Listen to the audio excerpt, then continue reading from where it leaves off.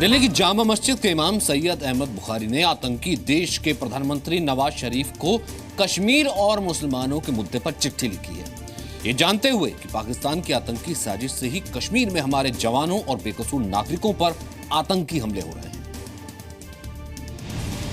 आतंकी देश के पीएम नवाज शरीफ को हिंदुस्तानी बुखारी का लव लेटर। वहाँ आम लोगों के साथ भी काफी जुल्म ज्यादती हुई है, लेकिन वो किसने किया, किसकी हुकूमत थी, किसने 50 साल कश्मीर में राज किया और किसने ऐसे हालात पैदा किए, उस पर भी गौर करने की जरूरत है। लेकिन मैं ये कहूंगा कि इस्लाम के नाम पर मुसलमानों को जिस तरह से बदनाम किया जा रहा है वो खत्म होना चाहिए। बल्कि मैंने इसी को देखते हुए नवाज शरीफ साहब को खत लिखा कि वो अपने मनसब का और अपने इख्तियारात का इस्तेमाल करते हुए कश्मीर के जो हुर्रियत रहनुमा हैं उनसे बातचीत करें और जो लोग बंदूकें उठाए हुए हैं उनसे अपील करें कि वो अपने हथियारों को डालें और सीज फायर करें। यह है दिल्ली की जामा मस्जिद के इमाम सैयद अहमद बुखारी, जिन्होंने कश्मीर के मुद्दे पर नवाज शरीफ को एक चिट्ठी लिखी है। चिट्ठी में उन्होंने नवाज से अपील की है कि वो कश्मीर में शांति बहाली के लिए हुर्रियत कॉन्फ्रेंस से बात करें। बुखारी ने यह भी कहा कि कश्मीर में मौजूदा हालात से मुसलमान बदनाम हो रहा है। सवाल है, आखिर किस हैसियत से बुखारी ने भारत में अशांति फैलाने वाले देश के पीएम को ऐसी चिट्ठी लिखी? अहमद बुखारी ने अगर मुसलमानों के बदनाम होने के हवाले से ये चिट्ठी लिखी है तो सवाल है कि क्या वो देश के सभी मुसलमानों के प्रतिनिधि हैं?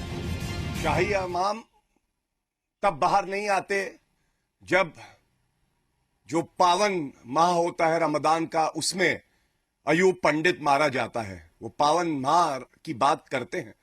वो तब बाहर नहीं आते निंदा करने जब अमरनाथ यात्री मार दिए जाते हैं। अपनी सहूलियत के हिसाब से वो बाहर आते हैं चिट्ठी लिखने के लिए, और ऐसे जैसे कि भीख मांग रहे हो नवाज शरीफ से। बुखारी ने यह भी कहा कि वो कश्मीर में शांति बहाली के लिए खुद पाकिस्तान जाकर नवाज शरीफ से बात करने के लिए तैयार है।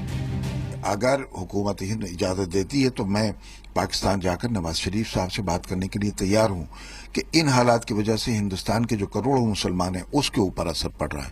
तो हम कश्मीर में अमन चाहते हैं। हम चाहते हैं कि जहां हमारा मुल्क मजबूत और मुस्तहकम हो वहां पड़ोसी मुल्क भी मुस्तहकम हो। हम ये नहीं चाहते कि पड़ोसी मुल्क तबाह बर्बाद हो। अहमद बुखारी ने जिस तरह कश्मीर के अंदरूनी मामलों में नवाज शरीफ के दखल की वकालत की है, क्या अपने आप में वो बेहद गंभीर मामला नहीं है? इमाम बुखारी जी को इस तरह के पत्र प्रधानमंत्री और पाकिस्तान के जो है उन्होंने लिखा है, ये बिल्कुल गलत है। ये हिंदुस्तान और पाकिस्तान का बीच का मामला है और दोनों सरकार आपस में बात करेगी।